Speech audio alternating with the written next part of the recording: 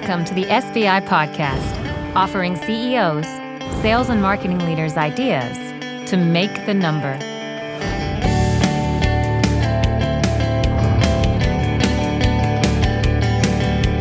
Welcome SBI video viewers and audio podcast listeners. My name is Christina Dickmeyer, the Director of Marketing at SBI, a sales and marketing consulting firm dedicated to helping CEOs and their leadership teams achieve their revenue growth goals.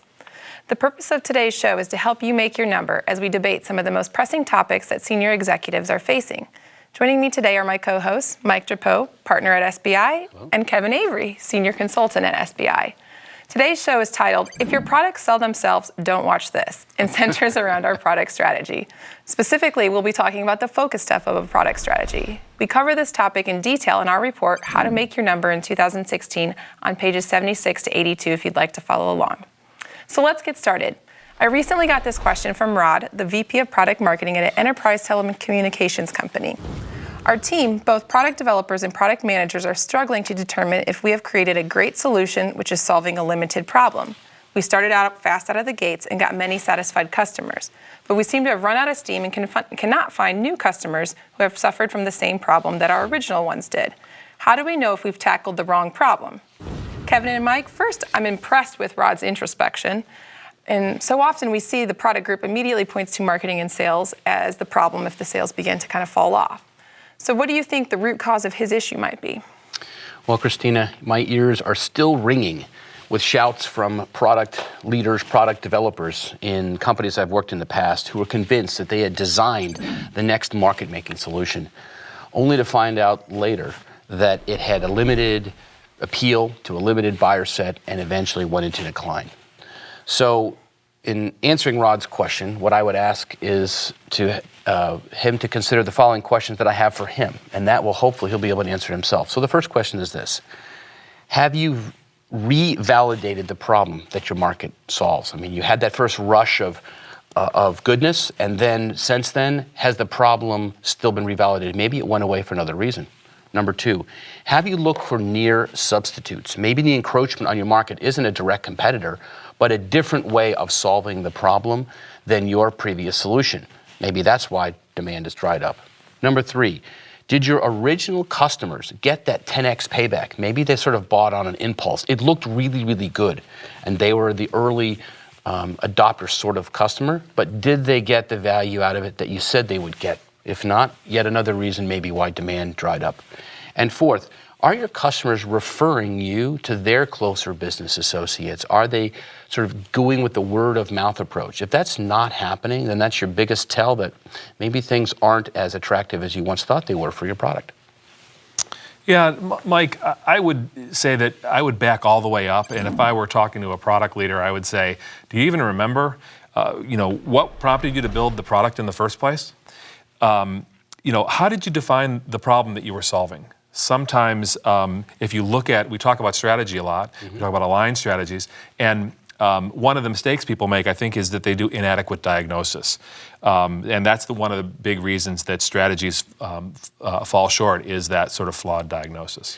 I think you're right in the sense that it stems from product genesis. One of the first things when that diagnosis piece, when I get in and I'm talking to a VP of product development, for instance, or a product manager, I'm saying, okay, tell me how the product came to be. If it came to be because there was a dedicated band of advocates, almost people that were demanding it, maybe they were customers for you from another product set, and they were just pestering you for it, that's one thing. But if it was a whiteboard exercise, somebody had a great idea, and they then sort of designed the net new product and then began merchandising it for a solution, then in the latter instance, oftentimes those are the ones that run out of steam because there wasn't the pent-up demand for a solution to a vexing problem. Yeah, so the message there to product leaders is help your team make sure that they don't dream something up and fall in love with it without testing it in the market. The other question I would ask is, once you were in the market, the customers that you actually attracted, were they the ones that you expected? If not, then you probably don't understand the problem correctly or deeply enough. I think of a former client of ours that developed, they were originally sort of a services, I think they were sort of like a custom development shop, and they built a powerful application for the airlines. One by one, they took the airlines down and sold them an amazing solution which solved a massive problem for the airlines. And this to the point when they actually were the sole source provider of this particular solution for all seven of the major airlines. And when they were finished, they kind of ran out of a marketplace. And they said to themselves, well, we kind of have the makings of a product here. Let's see if we can take this custom solution and productize it in such a way that it'll appeal to a new market outside of the airline industry. And so they did that. But what they did in a smart way is they validated the demand for that particular product in subsets of markets.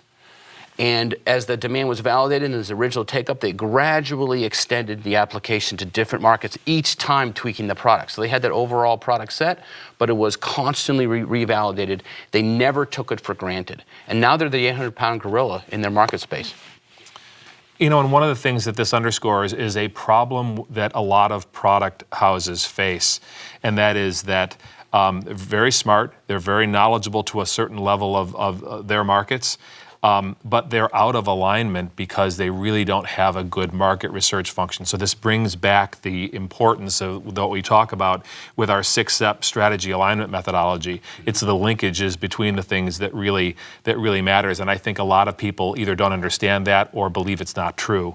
But let me make the case against conventional wisdom then. It says, if you have that strong market research infusing that external perspective into your product development, you understand current problems at an increasing depth over time. Mm-hmm. That can be a competitive advantage.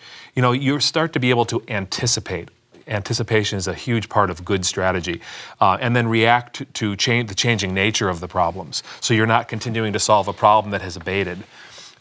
You can also then often find the same or similar problems in other parts of your markets. And then finally, this is where the real gold lies, is that sometimes when you solve one problem, you find it was symptomatic of a deeper issue.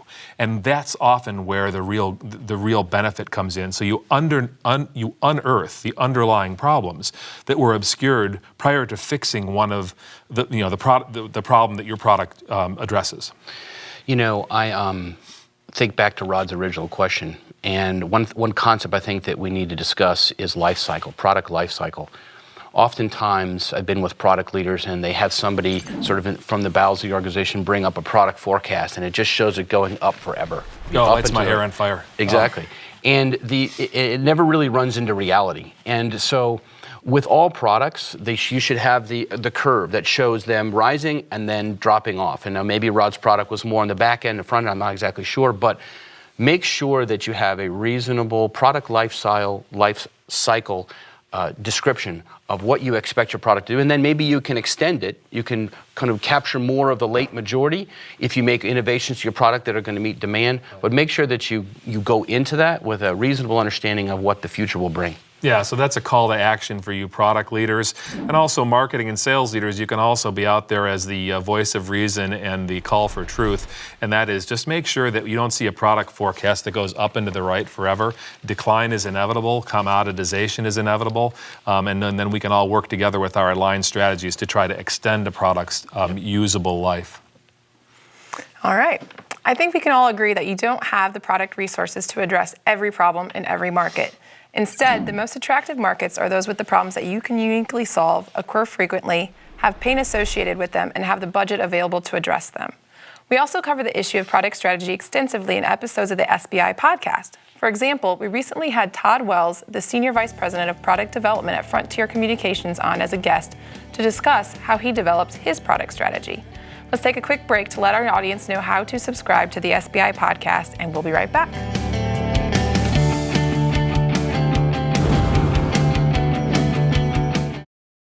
Do you have too many things to do and not enough time to do them? Is finding time to learn best practices almost impossible? The SBI podcast is your solution. Turn time spent exercising, commuting, and traveling into productive learning time with a subscription to the SBI podcast. SBI podcast listeners get unique insight into real-world sales and marketing issues through interviews with your industry peers every week. Find us on iTunes by searching for Sales Benchmark Index Podcast and subscribe today.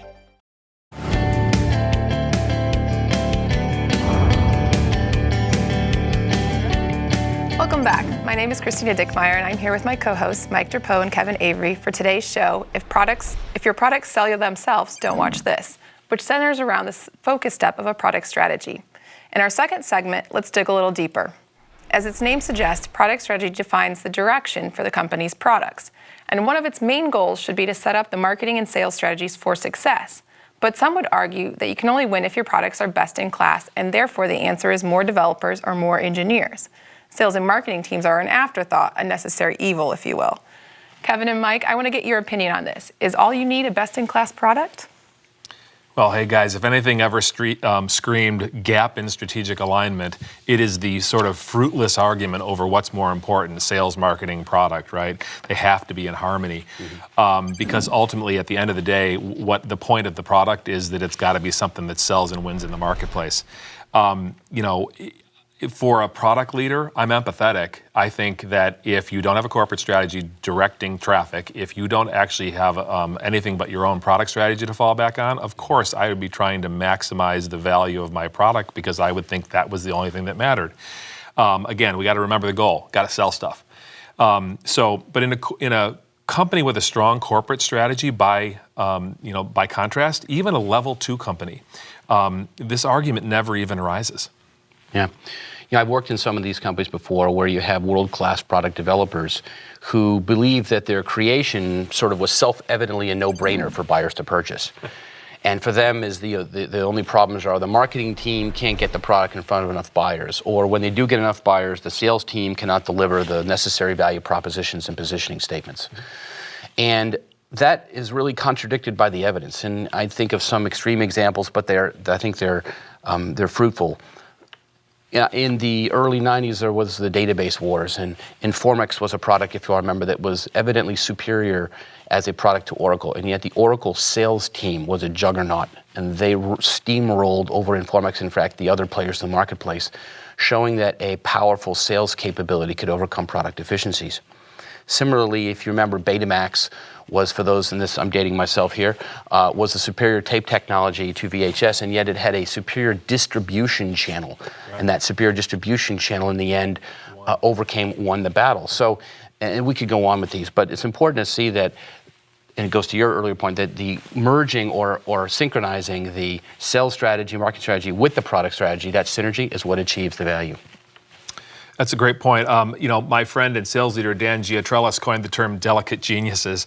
And he was actually talking about certain salespeople. But ultimately, I hate to say, but it often applies to the PMO organization as well. Don't get me wrong. We can't have too many smart, passionate people in our company, including the people who build our products. But, as a product leader, you got to ground people in the reality and that there is such a thing as good enough product. And you might be in a situation where you have a good enough product. Your charter is to build a good enough product. Mm-hmm. Investment in a product beyond what consistently wins by the sales and marketing team is actually a subtle form of waste. And Shane, when I sit down with the VPs of product development who are experiencing a problem, they're not getting the sell-through that they expect, they're not getting the take-up they expect. There are two sort of obstacles that I like to put on the table and say, okay, well, let's see if either of these two obstacles is manifesting itself in your competitive environment. The first is what I would call product confusion. And what this is a way to test in the market space for the potential buyers of your solution. Are they confused by it? Either its application, its use, how it fits in their environment, what the value they get out of it. Is there a confusion in the marketplace as to the value your product is bringing, yes or no? And the second is product conflict.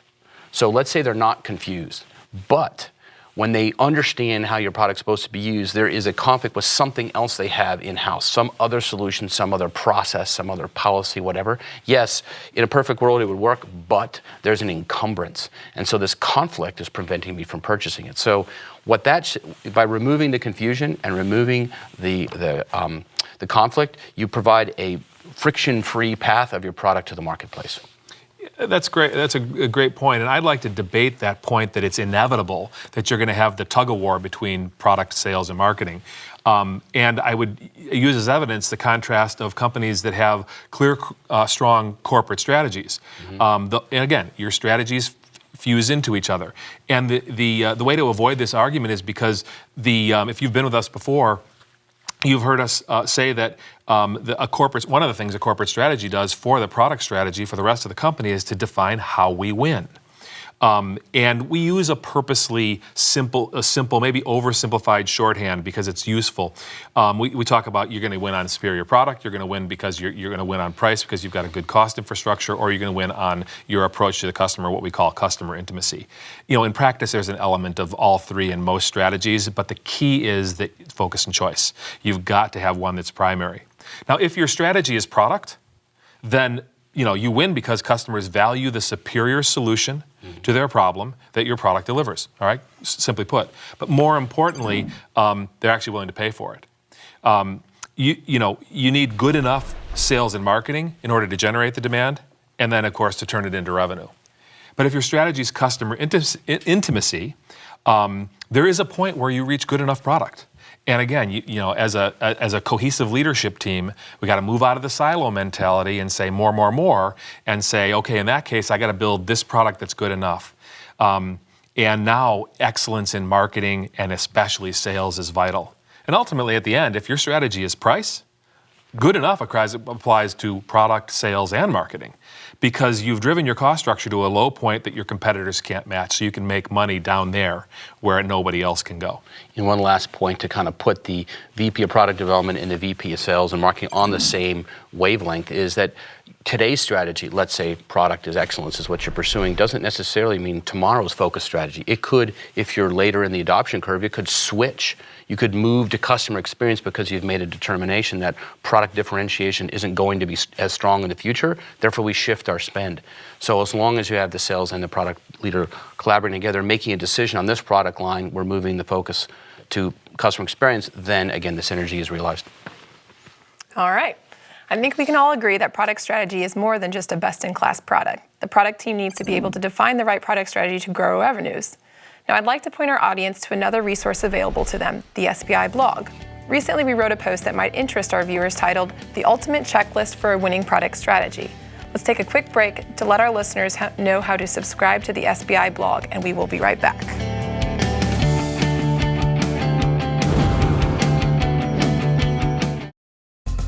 Each day, you receive hundreds of emails, tons of text messages, countless telephone calls, and sit in too many meetings. How do you find ideas to make the number with all this noise? The SBI blog filters all this nonsense for you and presents only first-rate ideas to make the number. Simplify your life. Subscribe to one blog and read the best content. Go to salesbenchmarkindex.com and subscribe today.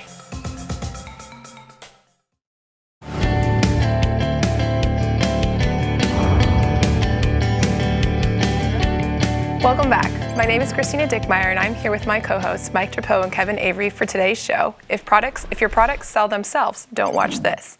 Before the break, Mike and Kevin shared with us their opinions on the importance of having a strategy to help sell your products and why that means more than just having a best-in-class product. Now we're going to take this topic a step further and in the final segment talk about product roadmaps. Recently, one of our viewers, Nicole, the product manager at a computer software company, stated to us that many inside the product organization think requests for product roadmaps are annoying, unnecessary, and even dangerous. What they really fear, one might think, is that once the roadmap is released outside of the product group, developers will be held accountable for hitting the dates and projected features. This makes for tension and resentment. Kevin and Mike, how would you respond to these criticisms? Well, the mean part of me wants to heap scorn on the unwillingness to make and keep a commitment. Yeah. But the empathetic side of me actually kind of understands where people are coming from. Sort of the conventional wisdom is what you don't want to do is overpromise and underdeliver. And I absolutely agree with that. But what I would say to product management people, and Nicole in particular, is go ahead and build some pad into the schedule. I mean, we know it's software or we know it's whatever.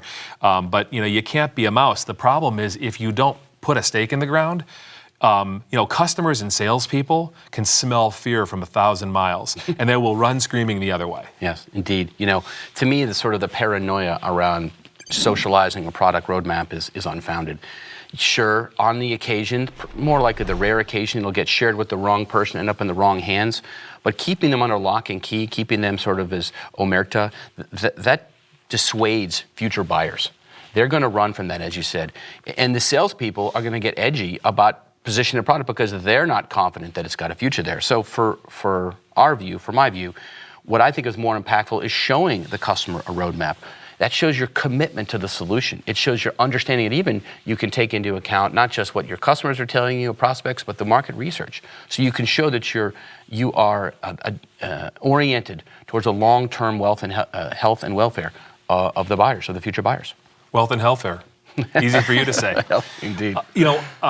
One of the things that I think product leaders could do to borrow from sales and marketing leader counterparts is something that seems absolutely evident to us in sales, but isn't always, and that is that the idea is the best roadmap isn't actually yours, it's theirs. Mm-hmm. It's the customers. This notion of what we call transfer of ownership may be foreign to people outside of sales and marketing, but it's vital. The bottom line is if your customer doesn't own it, whether it's an idea or the value proposition or whatever it is, they won't buy it. Yep. We really got to break down that sense of, the roadmap's ours and we got to keep it to ourselves.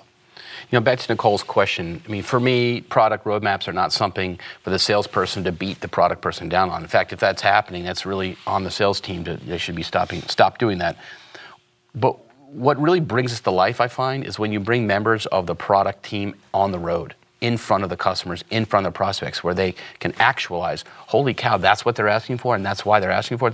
That spirit of intimacy and immediacy helps them realize why sales is getting the pressure for some form of a roadmap. It gives you, if you're presenting the roadmap, if you're positioning it as a tool to sell, and the product team understands, this is why I am enabling the sales strategy, because the roadmap can be integrated with what sales is doing as part of their go-to-market. It shows those buyers that you're listening to them.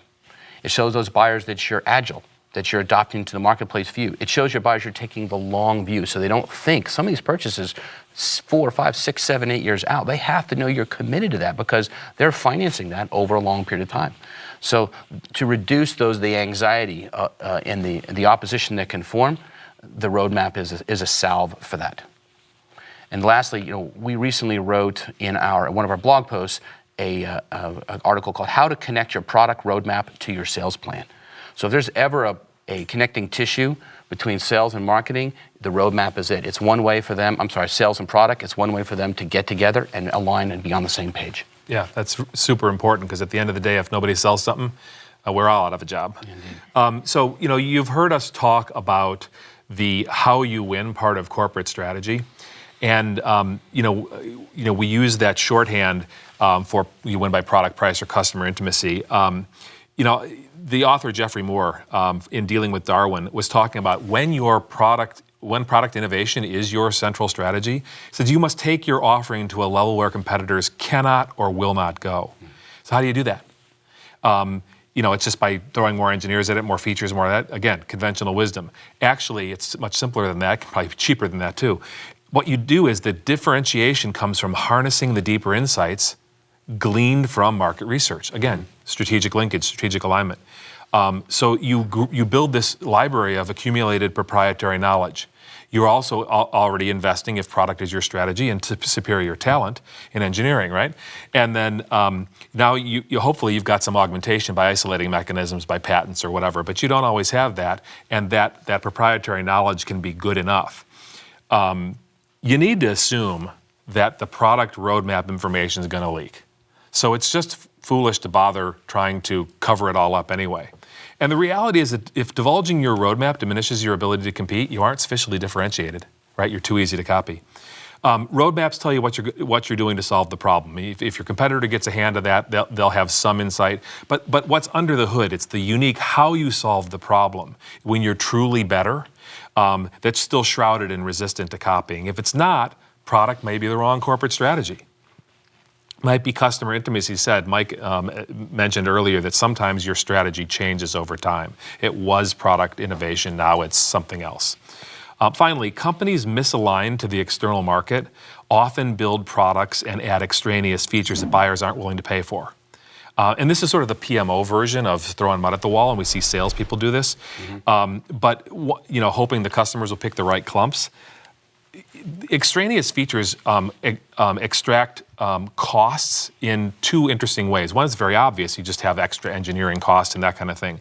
The other one is, and this is a sales effect, and a sales leader would be able to tell you this, that when you have a bunch of extra features larded up in your product, a competitor who has a leaner product that better fits exactly what somebody's trying to do often is going to beat you.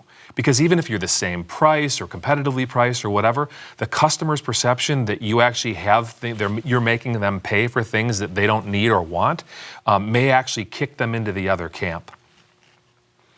So Kevin, let me just finish up with two strategy items that I would advise Nicole take a look at. The first is that with product, oftentimes easier beats better.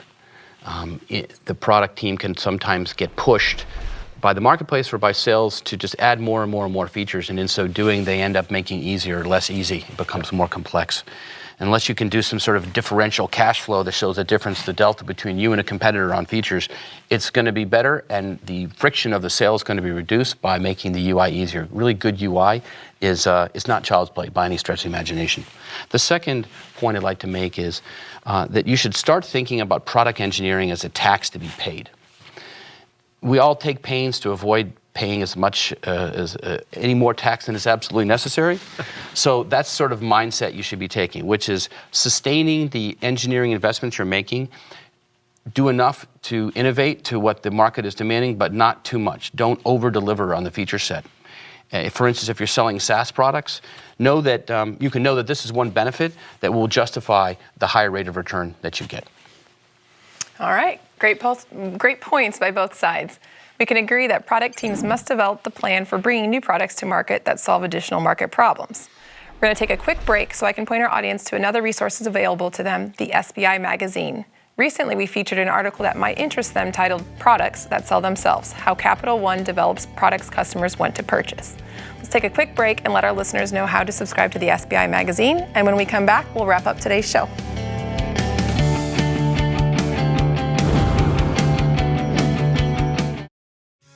Making your number is hard. Your problems are complex. Complex problems need complex solutions. Introducing the SBI magazine. Read in-depth stories written by award-winning journalists about how your peers have overcome their problems to make the numbers. When you need more than a tweet, social post, or blog article, turn to the SBI magazine. Go to salesbenchmarkindex.com to subscribe.